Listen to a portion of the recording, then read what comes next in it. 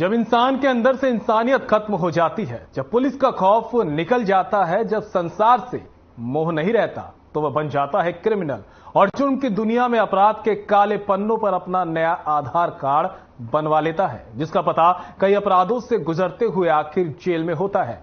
जुर्म के अनोखे अफसाने, हैरतअंगेज और खौफनाक वारदात की खून से सनी तस्वीरें, काले कारनामों की कहानी जो आपके रोंगटे खड़े कर देगी।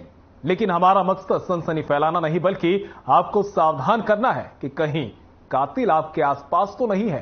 तो आज भी हाजिर हूं मैं, संदीप निरंजन सरकार, सनसनी से भरी कई वारदातों के किस्सों को लेकर, जो कराएगी आपका सच से सामना और रूबरू कराएगी आपको दुनिया की सच्चाई से। हम आपको दिखाएंगे जुर्म से जुड़ी हर खबर, क्योंकि आपके हर तरफ घूम रहे हैं क्रिमिनल। तो हो जाइए तैयार और खोल लीजिए अपने आंख और कान।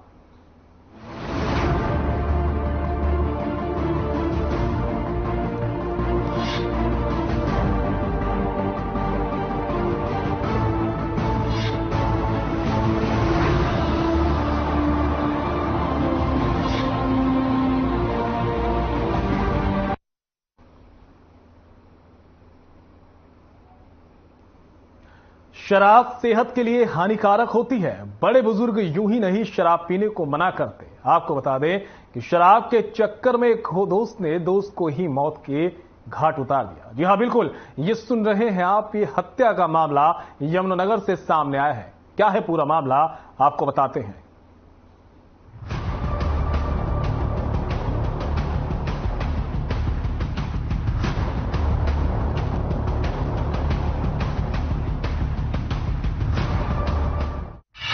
दोस्त ने उतारा दोस्त को मौत के घाट।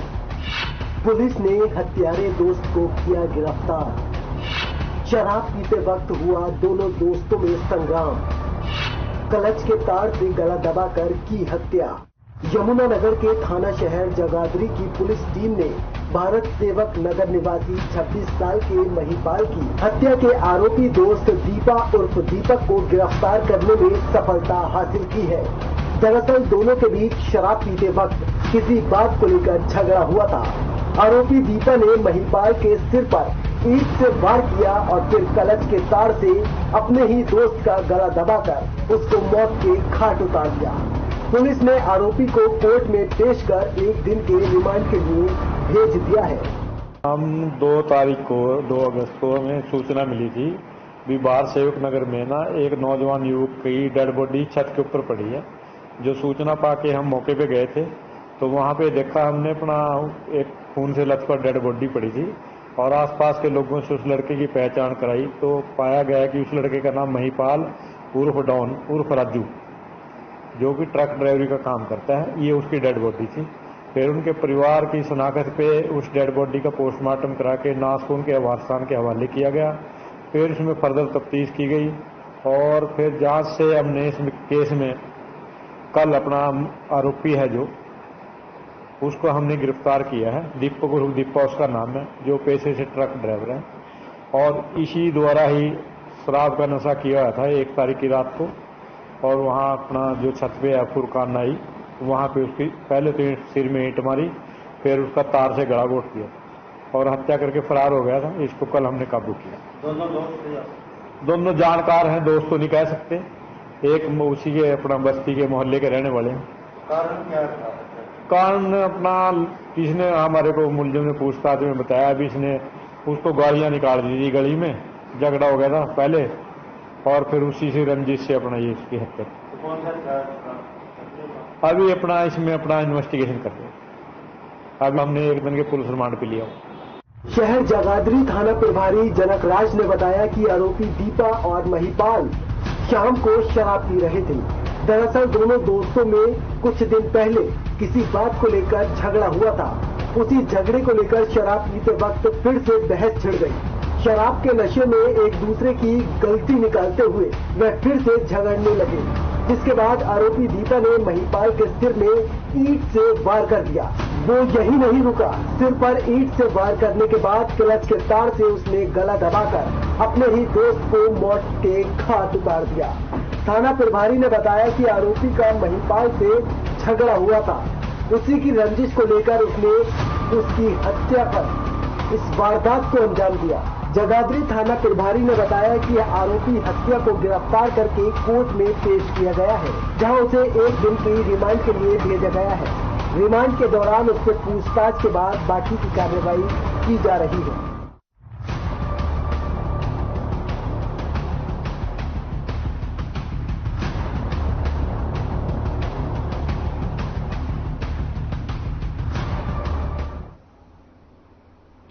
अब जो रिपोर्ट हम आपको दिखाने वाले हैं वो भी यमुनानगर से है और हत्या से जुड़ी है।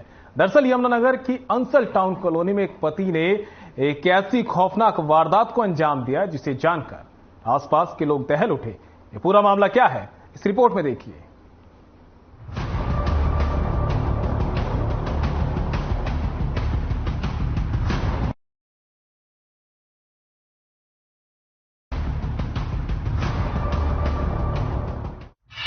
पति ने की पत्नी की बेरहमी से हत्या, अवैध संबंधों के चलते उतारा मौत के घाट, कटर से गला काटकर की हत्या।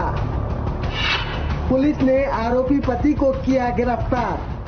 जरा सोचिए, क्या कोई पति अपनी ही पत्नी को मौत के घाट उतार सकता है? कोई पति इतना हैवान कैसे हो सकता है कि अपनी ही पत्नी की कटर से गला काटकर उसकी निर्मम हत्या कर दे? कुछ ऐसा ही हुआ यमुनानगर के अंसल टाउन में, जहां सिक्योरिटी गार्ड के रूप में काम करने वाले राजेश पर अपनी ही पत्नी निशा की कटर से गला काटकर हत्या करने का आरोप लगा है।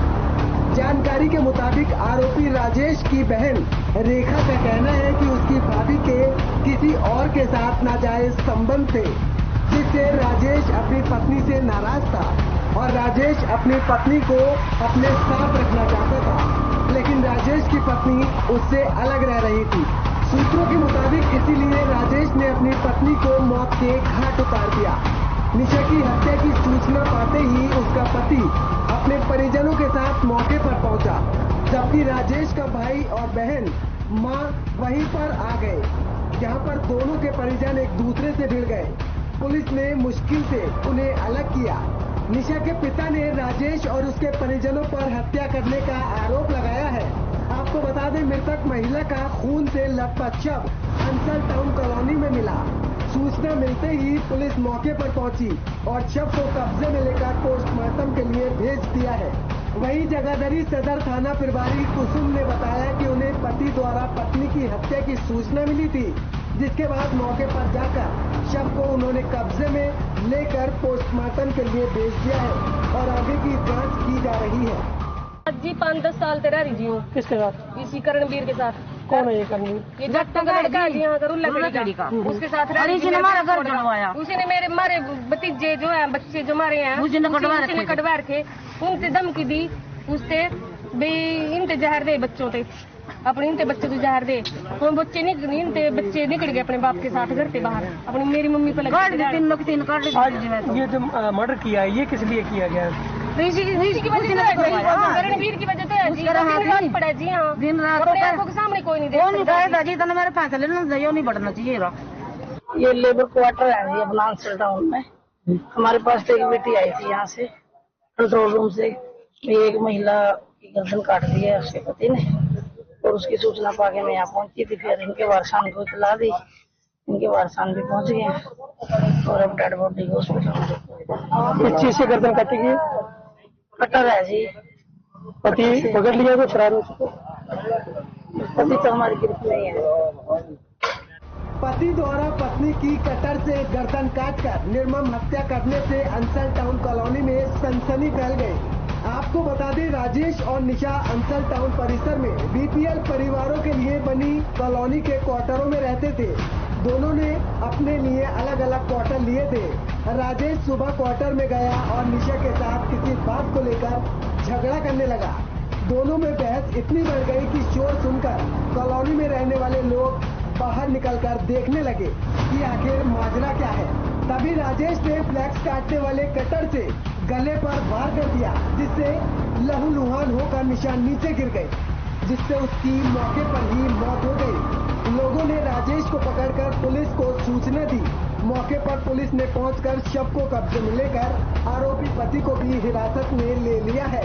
और आगे की पूछताछ की जा रही है, जिससे पता चलेगा कि किस तरीके से और किन हालात में उसने पत्नी की हत्या की है।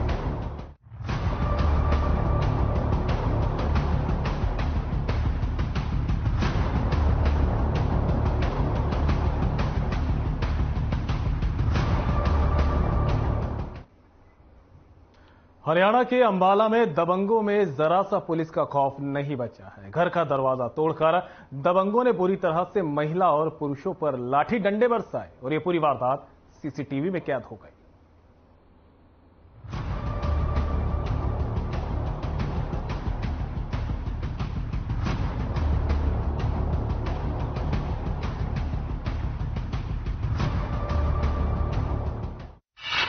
अंबाला में दबंगों के हौसले बुलंद, घर का दरवाजा तोड़कर महिलाओं को पीटा, पुरानी रंजिश के चलते चले लाठी डंडे, मारपीट का वीडियो सीसीटीवी में कैद, लड़की से जबरदस्ती दोस्ती करने का आरोप।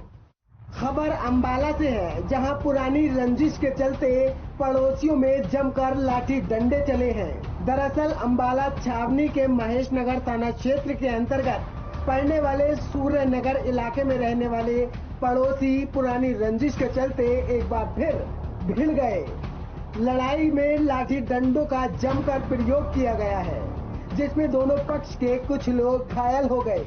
पड़ोसी राम सिंह और उसकी बेटी ने आरोप लगाया कि पड़ोस में रहने वाला मनदीप एक शादीशुदा व्यक्ति है और वह पिछले काफी समय से उसकी बेटी पर दोस्ती करने के लिए दबाव बना रहा है। मना करने के बावजूद भी मनमानी करने से बाज नहीं आ रहा है।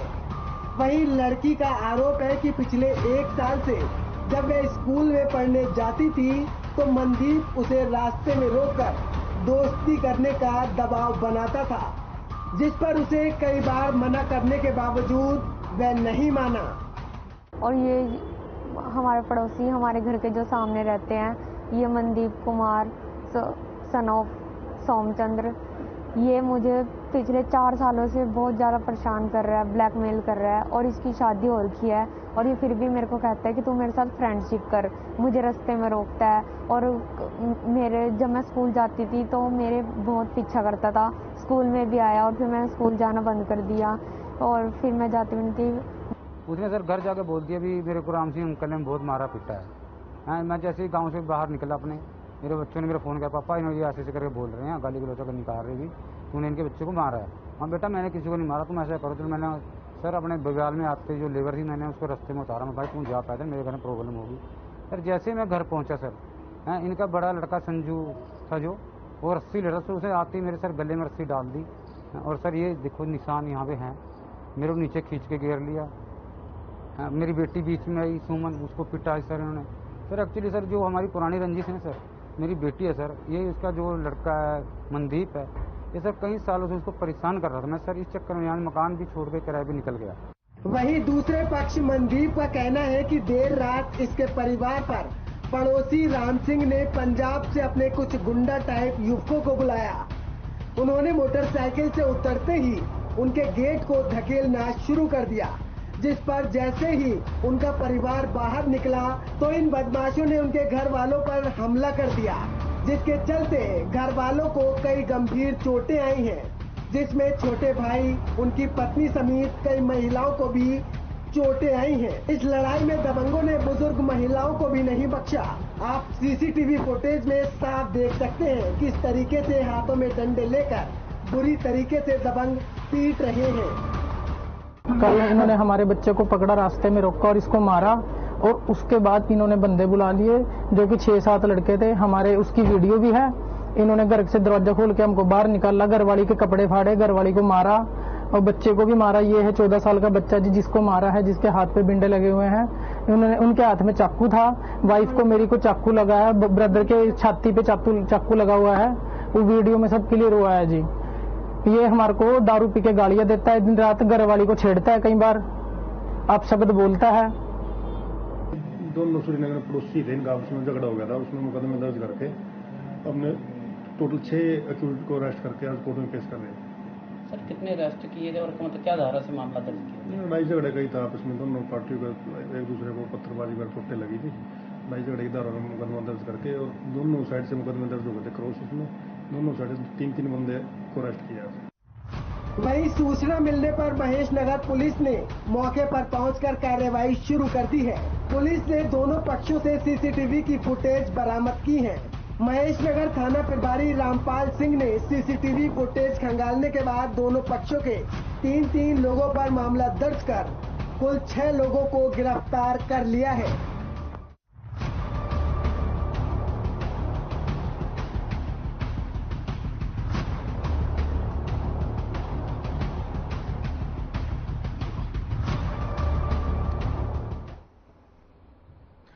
अगर आप हरियाणा में रहते हैं और खास तौर पर फरीदाबाद के निवासी हैं तो जरा सतर्क हो जाइए, क्योंकि ये खबर आपके लिए ही है। ऐसा हम इसलिए कह रहे हैं क्योंकि फरीदाबाद में इस वक्त लुटेरों का खौफ देखने को मिल रहा है। अगर आप घर से बाहर किसी काम से जा रहे हैं तो सावधानी से जाए, कहीं आपके घर पर लूट की घटना को अंजाम ना दे दिया जाए। हम आपको डरा नहीं रहे बल्कि आगाह कर रहे हैं। देखिए आखिर कैसे दिन दहाड़े लुटेरों ने फरीदाबाद में लूट की घटना को अंजाम दिया।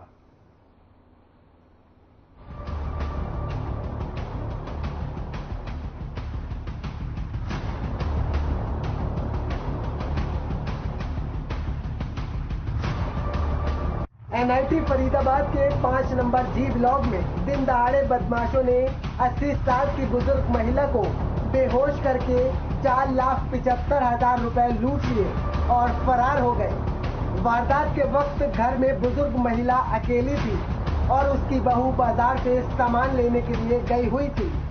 वारदात की सूचना मिलने के बाद क्षेत्र की पुलिस और क्राइम ब्रांच की टीम मौके पर पहुंची। पुलिस ने बुजुर्ग महिला से वारदात के बारे में पूछा, लेकिन बुजुर्ग महिला कुछ भी बताने में असमर्थ दिखाई दी कि आखिर कौन लोग और कितने लोग घर में घुसे थे। फिलहाल पुलिस आसपास के CCTV कैमरों की मदद ले रही है और आगे की जांच पड़ताल कर रही है। इन्वेस्टिगेशन इसमें जारी है और जैसा भी आगे का होगा वो कार्रवाई हम अमल में लाएंगे। लेकिन जैसा कि बताया जा रहा है कि एक लड़का और लड़की थे स्कूटी पर। अभी तक मेरे को कुछ पता नहीं है, CCTV फुटेज देखेंगे। अब कोई चश्मदीद अभी तक आया नहीं है सामने, आएगा तो लगता है कुछ CCTV कैमरे कुछ मदद कर पाएंगे।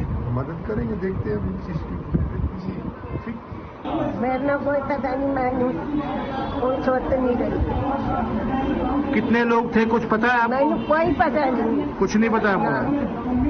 कुछ मैंने पता होता मैं क्या डाली गेंदे रुकती आ गई, मैंने कोई पता नहीं। जब ये वारदात हुई तो कोई और भी था आपके साथ घर पे? मैं ही कर दी थी। आप ही थे? दिखाई दे रही तस्वीर उसी बिल्डिंग की है जहां दूसरी मंजिल पर पीड़ित परिवार रहता है। जानकारी के मुताबिक लूट के वक्त घर से बच्चे ट्यूशन पढ़ने के लिए निकल गए थे और बुजुर्ग गुरप्रीत कौर की बहू बाजार से सामान खरीदने गई थी। जब बाजार से सामान लेकर बहू वापस लौटी तो देखा कि उसकी सास बेसुध जमीन पर पड़ी हुई है और घर पर सारा सामान बिखरा हुआ है। अलमारी खुली पड़ी है और जिसमें रखा सामान अलमारी से गायब है। किसी तरह बहू ने अपनी सास को पानी पिलाया और पूछा घर में कौन आया था, तो बुजुर्ग कुछ भी नहीं बता पाई। इसके बाद उसने अपने रिश्तेदारों और आसपास के लोगों को बुलाया और पुलिस को सूचना दी। वहीं बुजुर्ग महिला गुरप्रीत कौर से जब पूछा गया तो उसने बताया कि उसे कुछ नहीं मालूम कि कौन लोग घर में आए और कितने लोग थे, उसे कुछ भी याद नहीं। मैंने योगा की छुट्टी करी थी तो मैं राशन लेने चली। अच्छा, राशन लेने? हाँ जी, और मैं जाने लगी तो मैंने माता जी को आवाज लगाई, मम्मी मैं जा रही हूँ। और जैसे मम्मी कहने लगी अच्छा ठीक है, क्योंकि मम्मी ना एकदम फटाफट उठ के दरवाजा नहीं बंद कर सकती, ओल्ड एज होता है तो आप सबको दिख ही रहा है। तो जैसे मैं फिर आधे पौने घंटे बाद आई तो माता जी को मैंने कहा मम्मी को उठाना थोड़ा सा डिफिकल्ट सा हो गया। मैंने कहा शायद कुछ हो गया, क्या हो गया। उठाया तो थोड़ा पानी वानी दिया तो कहती ऐसे ऐसे कुछ हुआ है मम्मी। फिर देखा तो इनके बाद में ये थोड़े निशान भी थे, तो जैसे उन्होंने या तो टच करके देखा है कि अच्छी तरह बेहोश हुई है नहीं हुई। तो बाद में अंदर हम एकदम मेरा यहाँ पे जाने लगी तो मैंने देखा कि अलमारी खुली पड़ी और कपड़े निकले, बस इतना ही था। ये वारदात को आपको कैसे पता चला? आप ही पुलिस को बुलाया? पुलिस को मैंने बुलाया, मैं अपने ऑफिस में था जी, मेरे ब्रदर का घर है ये जी। तो भाभी जैसे पहुंची, उन्होंने देखा होगा तो उन्होंने फोन किया मेरे को कि जल्दी आओ घर से। तो मैं घर पे आया, मैं कहा शायद माता की तबीयत खराब हो गई इस करके। तो मेरा मित्तल कम्प्लेक्स में ही ऑफिस है मेरा जी। तो मैं देखा आके तो बताया उसने कि ऐसे करके हमारे घर में लूट हुई है जी। तो मैं सब्जी लेने गई थी तो माता ही थी पीछे जी। हमने कैश ही ले गए हैं? कितना इसके अलावा ज्वेलरी वेलरी भी ले गए? नहीं, कैश ही पड़ा था, कैश ही ले, ज्वेलरी होती ज्वेलरी। भीड़ भाड़ वाले इलाके में दिन दहाड़े इस वारदात से स्थानीय लोगों में दहशत का माहौल है और उन्हें डर सता रहा है कि भगवान न करे कल को उनके घर में कोई ऐसी वारदात हो जाए। मौके पर पहुंची पुलिस का कहना है कि पूरे मामले की जांच की जा रही है और आसपास लगे सीसीटीवी कैमरों की मदद ली जा रही है ताकि पता चल सके कि कौन लोग घर में घुसे थे और लूट की वारदात को अंजाम दिया।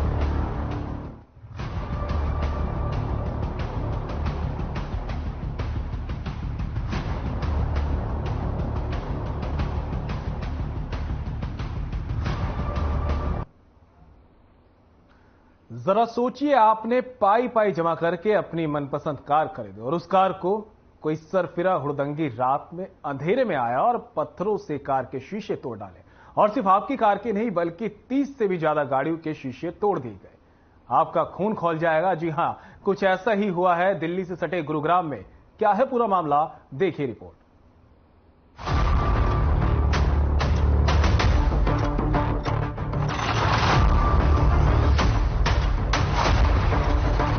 गुरुग्राम में बदमाशों का आतंक, 30 से 40 गाड़ियों के तोड़े शीशे, गाड़ियों के शीशे तोड़ फरार हुए हुड़दंगी। पूरी वारदात सीसीटीवी कैमरों में कैद। मामले की तफ्तीश में जुटी पुलिस। साइबर सिटी के भवानी एनक्लेव में देर रात हुड़दंगियों ने जमकर उत्पात मचाया। रात के अंधेरे में हुड़दंगियों ने भवानी एनक्लेव की गलियों में खड़ी करीब 30 से 40 कारों को निशाना बनाते हुए उसके शीशे तोड़ डाले और फरार हो गए। पूरी घटना सीसीटीवी कैमरे में कैद हो गई। आप देख सकते हैं कि एक युवक पत्थर उठाकर कार पर हमला कर रहा है। कार का शीशा चकनाचूर करने के बाद दूसरी कार की ओर बढ़ता है। उस पर निशाना साधने के बाद वहां से फरार हो जाता है। भवानी एनक्लेव के निवासियों की माने तो उनका कहना है कि इलाके में पूरी तरह से शांति रहती है। ऐसे में कारों के शीशे टूटने से उनके दिल में भय व्याप्त हो गया है। अब रात के अंधेरे में कारों को निशाना बनाया जा रहा है, तो ऐसे में कोई भी आपराधिक वारदात कॉलोनी में भी हो सकती है। मैं सविता, भवानी एनक्लेव में कम से कम मुझे 25-30 साल हो गए यहाँ पे रहते और आज तक हमने कभी भी ऐसा नहीं देखा जो आज पहली बार इस कॉलोनी में ये सारी चीजें हुई हैं। आज से पहले तो कभी ऐसा हादसा नहीं हुआ कि भाई 50-60 गाड़ियां को जो इकट्ठा तोड़ सकते हैं। देखो लग तो यही रहा है जैसे कि भाई कहीं ना कहीं ये जो न्यू में चल रहा है उसी का कहीं ना कहीं मुझे छोटा सा एक हिस्सा लग रहा है कि भाई इतनी गाड़ी, एक गाड़ी होती है तो उसको समझते हैं कि भाई हो सकता है आपस में पड़ोसी के साथ या आपस में भाइयों के साथ कुछ हो जाता है तो एक गाड़ी तो तोड़ी जा सकती है, लेकिन इतनी सारी गाड़ियां और वो भी एक ही साथ उसी समय जो 2:30 का जो समय आ रहा है सभी सीसीटीवी कैमरों में, तो ये तो हजम वाली बात नहीं लग रही मुझे। तो पुलिस को सुबह शिकायत दे दी गई थी, 5:30-6 के पास ही उनको फोन कर दिया गया था। उन्होंने सभी पूरी कॉलोनी में सभी गाड़ियों की जो है। हमारे खास कार्यक्रम में क्रिमिनल में मेरे साथ इतना ही। दीजिए इजाजत, नमस्कार।